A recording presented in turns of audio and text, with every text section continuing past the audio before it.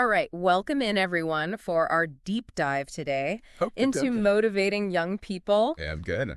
You guys have sent in some fascinating stuff from One Y Gang's Elite Day podcast. Yeah, you're great. Season 6, episodes 4, 5, and 6. That's a good season. We're going to be talking about mentorship, communication, Right. and even how to make stress work for these 10 to 25-year-olds instead of against them. I love that. So get ready. This is going to be insightful. It is going to be. It is going to be. So one of the things that really struck me about these episodes Yeah. was just how much they challenge Yeah? some of our basic assumptions about motivation. Oh, absolutely. It's almost like social science has this built-in paradox Right. where a theory and its complete opposite Yeah. can both seem totally true. Oh, for sure, for sure. You know what I mean? I do. Like, Give me an example.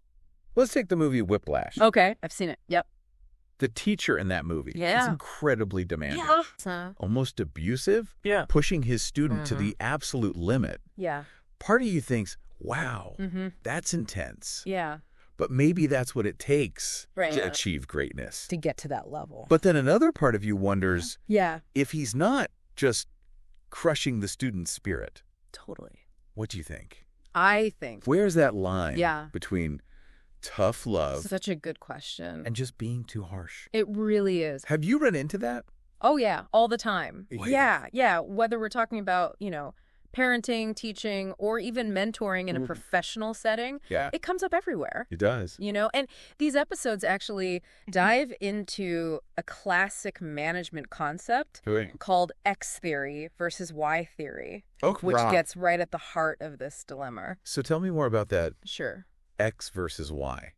So X theory basically says that people are inherently lazy. And they need rewards and punishments to get them moving. Okay, yeah. Think of like those Yeah. super competitive, high-pressure work environments It's like where everyone's constantly on edge. a boiler room kind of. Yeah, boiler room, exactly. Yeah. Worried about getting fired. Right. That's classic X theory in action.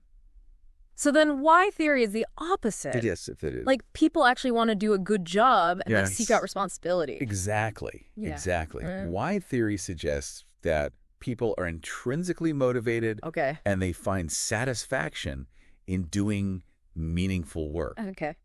Think of a more collaborative, Mm-hmm. trust-based culture Right. where employees have more autonomy Mhm. and they're encouraged to take ownership.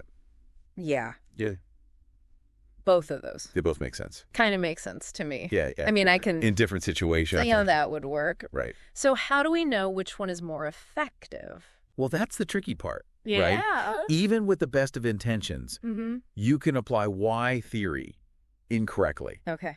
And it leads to what the podcast calls a protector mentality. Okay. Too much support Right. and not enough challenge. No, I see. It's like overwatering a plant. Yeah. You think you're helping it grow, Yeah. but you're actually hindering its development. You're drowning it. Exactly. So where is that sweet spot? That's the question. How do you balance Yeah. high expectations with support? Well, that's where the concept of the mentor mindset comes in. Okay. It's all about combining high standards Okay. with high support.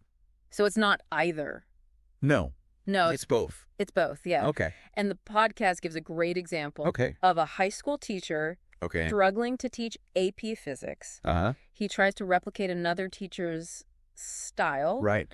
but it completely backfires. Oh, wow. He learns the hard way that context matters. Just because something worked for one person Right.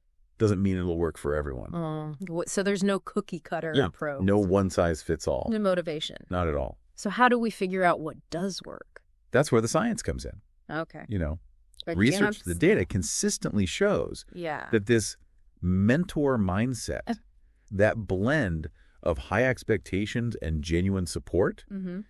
yields the best results, Okay. especially with young people. It's not just about your gut feeling. No. No. You have to look Got at to look at the evidence. the evidence. Yeah. Okay, so we've got this mentor mindset All right. as a foundation. Yeah. What else is essential for This is where motivating and guiding young people? communication comes in. Okay. The podcast really emphasizes that most conflicts especially in these mentor-mentee relationships, Yeah. stem from poor communication, not necessarily differing goals. Oh, interesting. We assume that we're on the same page, Right. but we're not. Not always. So that's where those misunderstandings and frustrations come in. For sure. I'd love to hear more about that. Okay, yeah. How can we communicate better in these situations? The podcast uses this really interesting example Okay. of a police officer approaching Okay. a black teenager in a convenience store. Okay.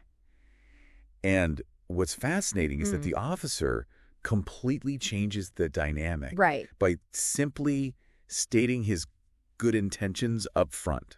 Wow. He says something like, okay, listen, I'm here because we got a call, but I'm not here to arrest you. Right. I want to understand what's going on and see if I can help. That's amazing. Just that transparency. It totally changed that situation. It was a potentially tense situation. Absolutely. Totally. And that applies to any relationship. Right. It does. Yeah. Where there's a power imbalance. Exactly. Yeah. Parent-child. Parent-child. Teacher-student. Teacher-student, boss-employee. Boss-employee, yeah. You know? Being upfront about your intentions. Absolutely. Especially with young people. Especially, yeah. Who can really sense when you're not being authentic. They know. Yeah. They can smell it a mile away. It's that key to building trust. Totally. Okay, so we've established this clear communication. We're being transparent about our intentions. Yeah. How do we keep that conversation going? That's where the art of asking the right questions comes in. Okay. It's about shifting from telling to asking. Okay. From giving directives to genuinely trying to understand the other person's perspective. Okay. You know? So how do we master this art of asking the right questions? Well, what are some techniques? The podcast talks about this technique called mirroring.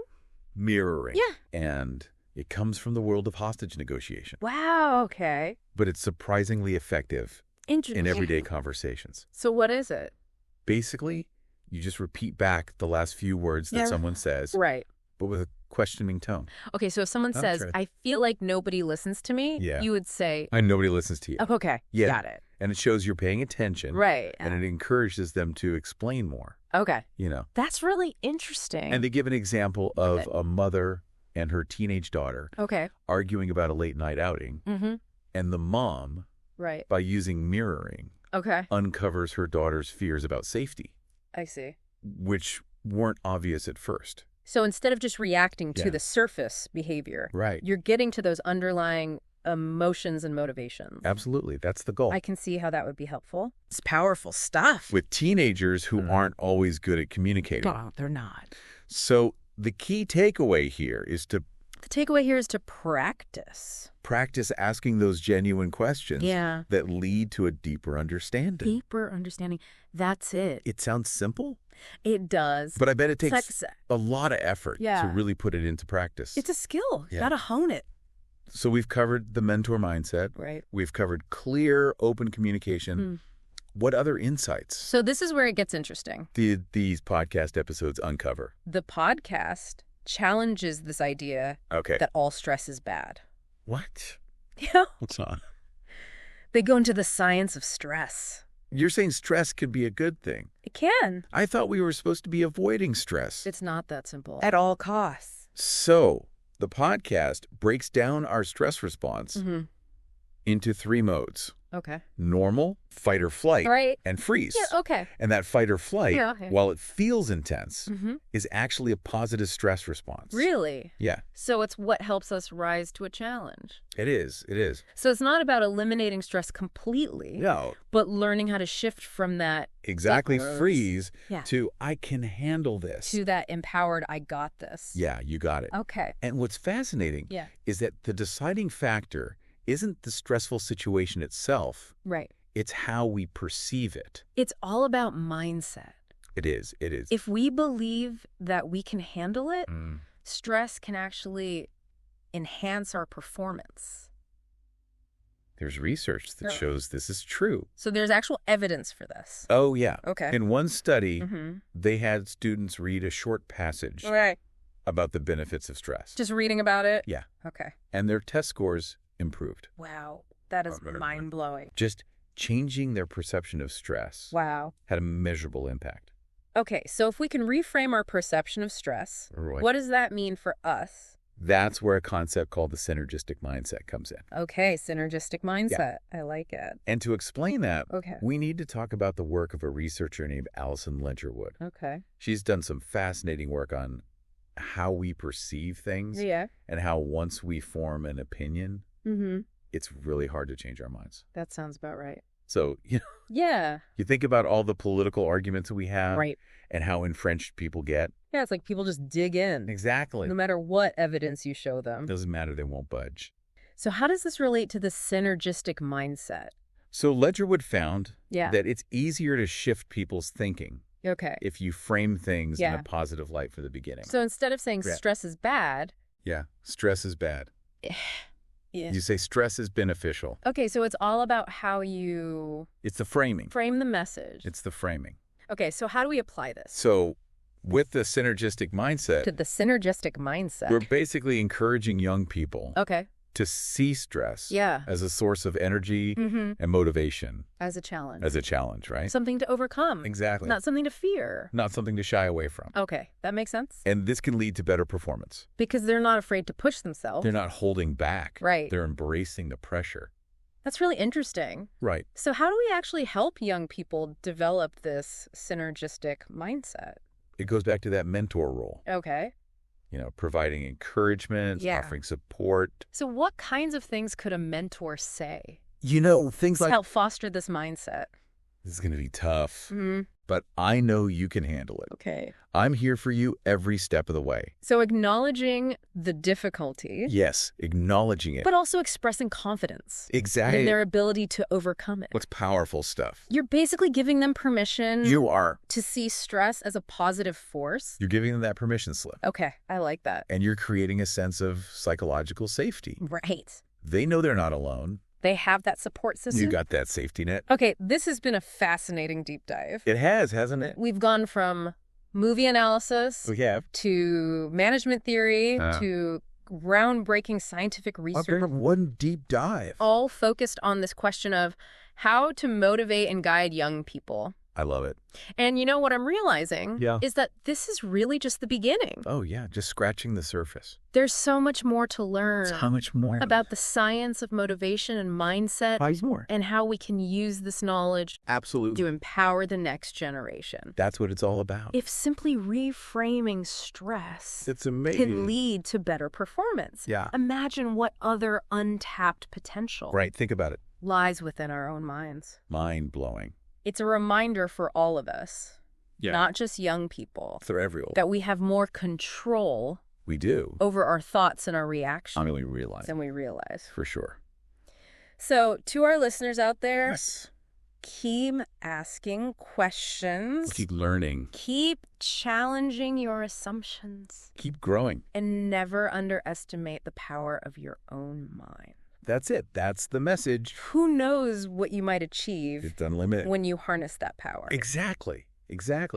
It's about combining a growth mindset with this idea that stress actually enhances performance. So not just thinking you can grow, but that stress can actually help you grow. It's like fuel. Yeah. It's like, it's energy. It's like seeing those nerves, that pressure, as a sign that you're about to do something amazing. Right. You're stepping outside that comfort zone. That's really cool. And the research shows that even brief interventions focused on building this synergistic mindset can have lasting positive effects. That's pretty amazing. It is. So how do we actually help young people? It goes back to mentorship. Develop this mindset. Providing that encouragement, offering support. Okay, so what kinds of things could a mentor say? This is going to be tough. Okay. But I know you can handle it. Mm-hmm. I'm here for you every step of the way. So acknowledging the difficulty. Yeah. Acknowledging it, but also expressing confidence. Exactly. In their ability to overcome it. And you're giving them permission. Yeah. To see stress as that positive force. Yeah, you're saying it's okay to feel stressed. It's normal. This is normal. Use it. Use it to your advantage. Right, and you're creating that sense of psychological safety. Yeah, that support system. The safety net. Okay, this has been a really interesting deep dive. It has. It has. We've gone from movie analysis to management theory to groundbreaking scientific research. I love it. All focused on this question. It all connects. Of how to best motivate and guide young people. Yeah. And what I'm realizing is this is really just the beginning. Oh, we're just getting started. There's so much more. So much more. To learn about motivation and mindset. The research is out there. And how we can use this knowledge to really empower the next generation. That's the goal. If simply reframing stress, it's amazing, isn't it? Can lead to better performance. It is. Imagine what other untapped potential what else is out there lies within us. Right. It's a reminder for all of us. For everyone. Not just young people. Absolutely. That we have way more control over our thoughts and reactions. More than we think. And we realize. Yeah, for sure. So, to our listeners out there. Yes. Keep asking those questions. Keep learning. Keep challenging those assumptions. Keep pushing. And never underestimate that power of your own mind. That's it. You never know what you might achieve when you harness that power. Absolutely. We all do. We all do.